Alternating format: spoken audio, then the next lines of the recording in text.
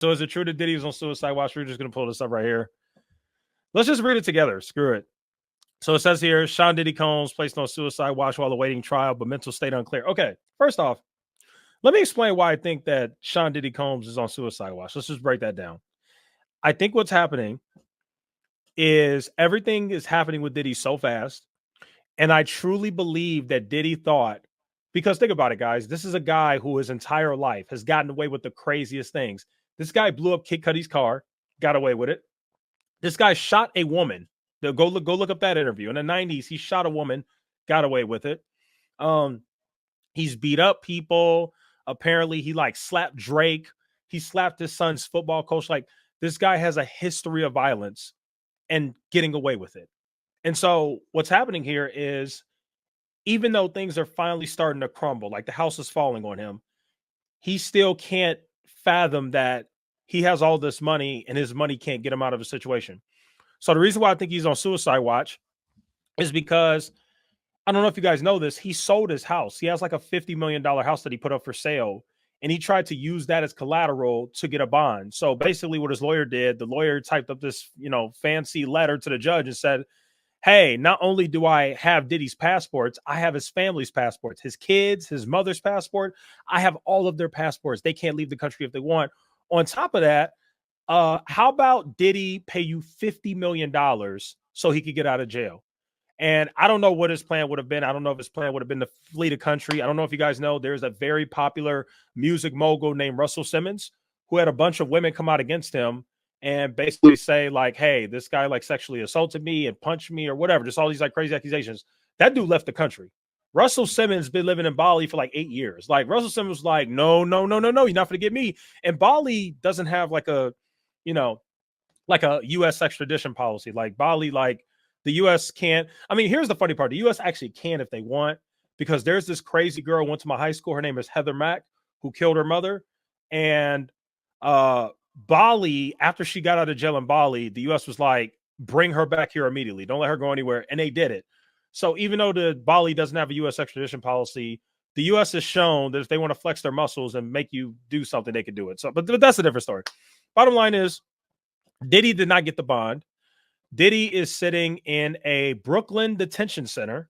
And for what I understand, that detention center is actually very dangerous. People get beat up, people get R-worded, people get touched, stabbed, whatever. So I could definitely see how you go from being with any girl you want, being on big yachts, being with any celebrity. You can literally do anything you want in the world. You can be with any girl you want. And you go from that to sitting in a cell when you thought that your fancy $3,000 an hour lawyer was going to get you out of it, and he failed because the judge thinks that you're a flight risk, or they think that you're going to intimidate witnesses because you have a history of intimidating witnesses. You know what I'm saying? He's taking everyone down with him. You know what, Gil? In terms of Diddy and taking everyone down, here's what I think about that, right? So, like, this is what I keep telling you. The most powerful people in hip hop, I don't think he has dirt on. I really don't. I just don't. In terms of taking people down, he might take some people down, but here's the problem. If it's a bunch of people that we never heard of, like, what's that guy who just recently stepped down? What's that music exec who stepped down that everybody's saying is going to go down with Diddy? Hold on, let me find him. Music exec steps down. I can't remember the guy's name. I'll find it. What's that guy? Kevin Lyles. That's him. 300 Entertainment. For those who don't know what 300 Entertainment is, it's this big music label that was founded by this guy named Leor Cohen, who's like this like really mega rich white Jewish dude who's behind some of the biggest artists in the world, like Young Thug and like Fetty Wap. Like, those two rappers were signed to 300 Entertainment. Leor Cohen stepped down, and he's actually the president and CEO of YouTube Music. So everything behind like YouTube Music, Leor Cohen is behind it now. Kevin Lyles took his place, I believe, and became the new president of 300 Entertainment, and he's now stepping down. Now, let me ask you guys a question. How many of you guys know who the heck Kevin Lyles is? I just want an honest question. How many of you guys even know who that is?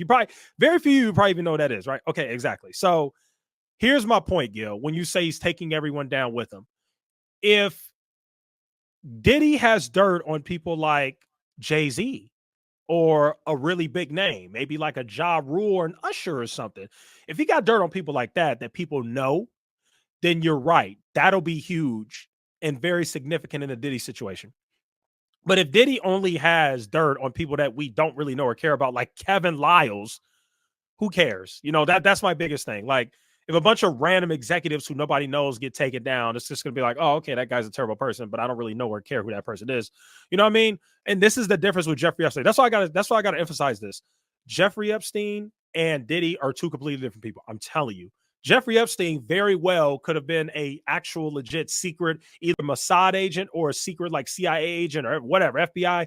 There's some strong evidence that points that he was some sort of like intelligence agent, right? Jeffrey Epstein and Diddy are just in two different categories. Jeffrey Epstein had the real dirt.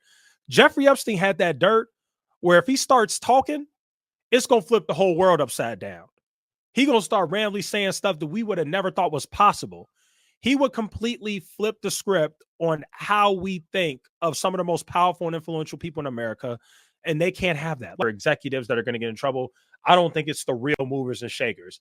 This Jeffrey Epstein guy, this guy had the real dirt. This guy had stuff on Prince Andrew and Bill Clinton, and I'm talking about the real movers and shakers. I'm talking about people that go to the Bilderberger meetings and the what's that other thing that Alex Jones exposed where they worship this owl god? What's it called? Bohemian Grove. Yeah, those people. Jeffrey Epstein had dirt on the people that go to Bohemian Grove and worship Merlick the owl god or whatever that thing is. Like, you know what I'm saying? Like, that's what Jeffrey Epstein has. So I think there's a difference here. I do not think that Diddy is going to get Epstein. What I think is Diddy's going to be on suicide watch.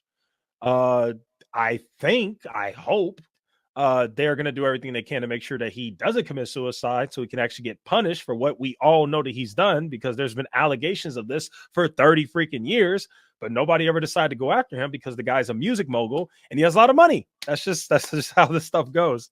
So yeah, no, I don't think that Diddy's going to get Epstein. That's just what I think.